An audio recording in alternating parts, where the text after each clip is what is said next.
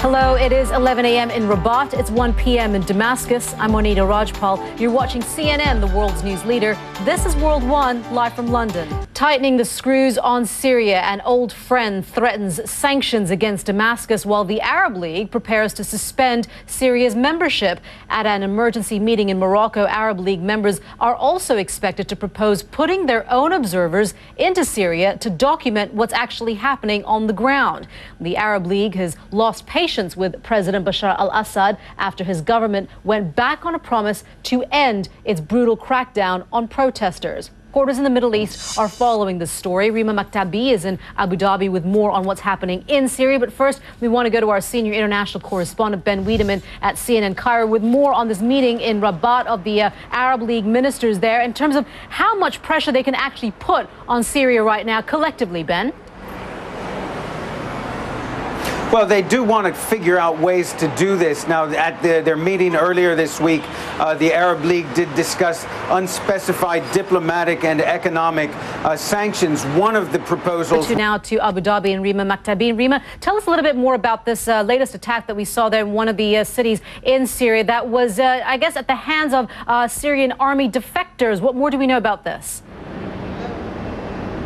Well, we haven't seen the video yet, and we're waiting for that to come on the social network and for the opposition groups to send it. However, it's a very serious development, and all media... But that said, are people still demonstrating out there on the streets despite the fact that people are still being killed?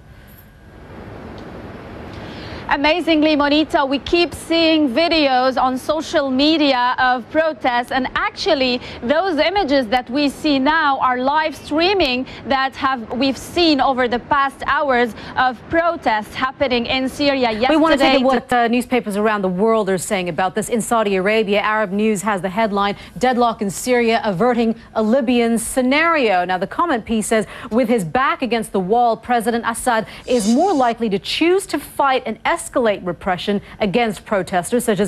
Such inclination will add pressure on the Arab League now that it has decided to challenge the Syrian regime. In the United Arab Emirates, an opinion piece in the national headline, "Assad cannot ignore growing consensus." It says King Abdullah of Jordan's status, combined with the Arab League's new boldness, may help convince Russia and China to relax their resistance to sanctions and other measures short of military action, which no responsible party wants. And finally, in South Africa, the Citizen newspaper has the headline, "League comes alive." And that comment piece goes on to say, for more of its 66-year history, the Arab League was a powerless body dominated by autocratic regimes that made sure it never criticized their lies and crimes. But suddenly, this year, it woke up and changed sides. Whether that will produce the desired result in Syria remains to be seen, but at least they are trying. Remember, you can read all those articles in full at facebook.com/W1CNN. And do stay with us for more on this story. Later in the show, I'll be speaking to Ribal al-Assad. He's the founder of the Organization for Democracy and Freedom in Syria. He's also President Assad's cousin, and he'll be with us live in about 25 minutes. China's most famous dissident artist says he feels robbed by the government. Ai Weiwei has handed over $1 million to tax authorities, describing it as a ransom payment to secure his freedom. The government had held the artist in detention for 81 days earlier this year, eventually explaining that he was accused of tax evasion. When speaking to the media on the way to the tax bureau, Mr. Ai said he was innocent and would seek to have the charges reviewed. He says they are politically motivated. Well, Ai Weiwei is 54, an artist of international renown, and he says he will pay back the supporters who gave him the money to fight the charges. Well, let's bring in CNN's Eunice Yoon, who joins us now from CNN Beijing. Eunice, how much of this is these actual charges that are legitimate, or are this what some being described as just China trying to stir axe the grind in Ai Weiwei?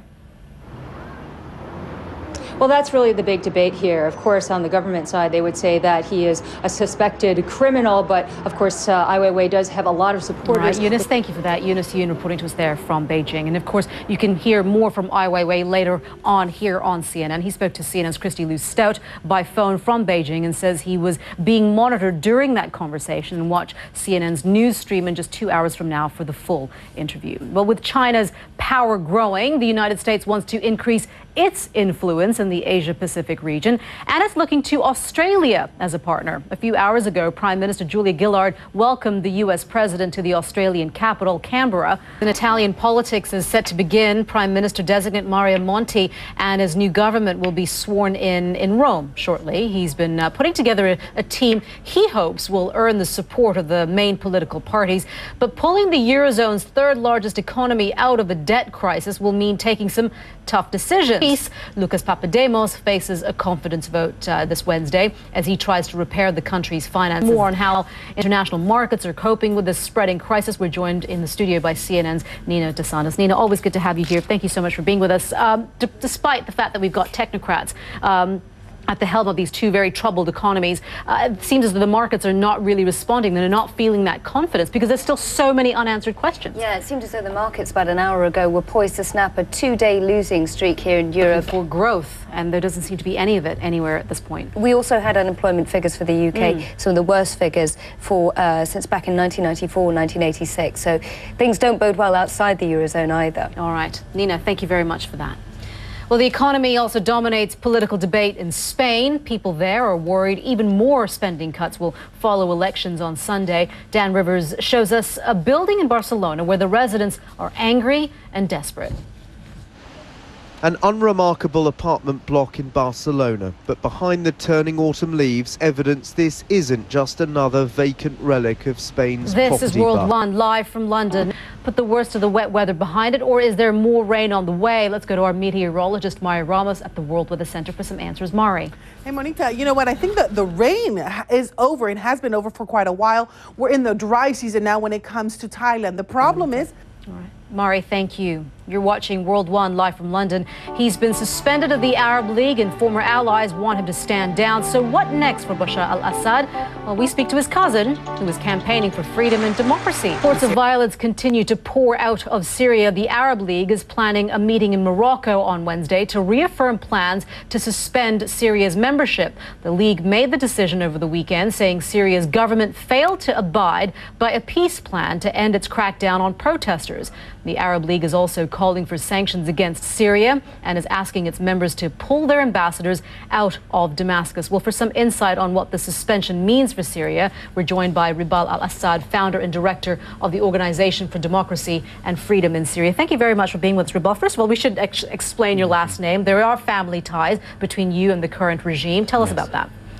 Yes, of course. I'm Bashar's first cousin. I was exiled from Syria in 1984 when my father had disagreement with President Hafez al-Assad. Al-Assad, thank you so much. Thank you very much, Rajib. Afghanistan is getting ready to handle its own destiny. 2,000 Afghan elders are gathering under a huge tent in Kabul to map out a future without NATO. Welcome back. The lineup for next year's European Football Championship is complete, and Alex Thomas is here to tell us who's in and who's out. Yeah, and sorry to tease you, Monita, but we'll have all that 2012 action for you in a moment. First, some breaking news. Look forward to that. Alex, thank you very much. Pleasure.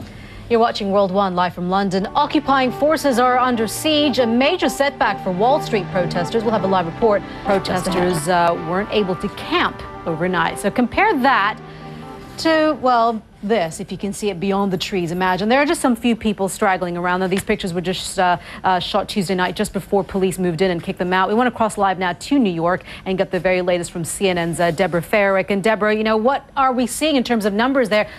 It seems as though there are quite a few people left. Yeah, there are about a handful of people left. It is much quieter than it has been, certainly than it was yesterday morning. Deborah, thank you for that. Deborah Farrick there in New York. Before we go, we want to bring you up to date on some of the other stories that we're talking about here on Wolrd One. Now, many people dream about becoming astronauts, and if you're one of them, NASA is hiring. It's got pretty high standards, though. Successful candidates will be fit as well as smart. They're looking for a degree in math, science, or engineering. And since NASA currently depends on Russia's Soyuz rockets, you'll also have to learn Russian. So that rules me out. Now, another interesting story we want to bring you up to date on is who comes first, tigers or tourists? That's a hot topic right now in India. The government is considering keeping wildlife tours away from critical tiger habitats. Conservation groups are worried that tourists are disrupting the big cat's natural lifestyle. India's tiger population is thought to be down to less than 2,000. But if visitors are kept away and the tigers no longer generate tourist income, will they become even more vulnerable? So it's a hot debate topic there. Now, if you don't often see pictures like these, they were sent to by one of our more intrepid eye reporters. He went swimming with great white sharks in the Pacific off Mexico, cage-free.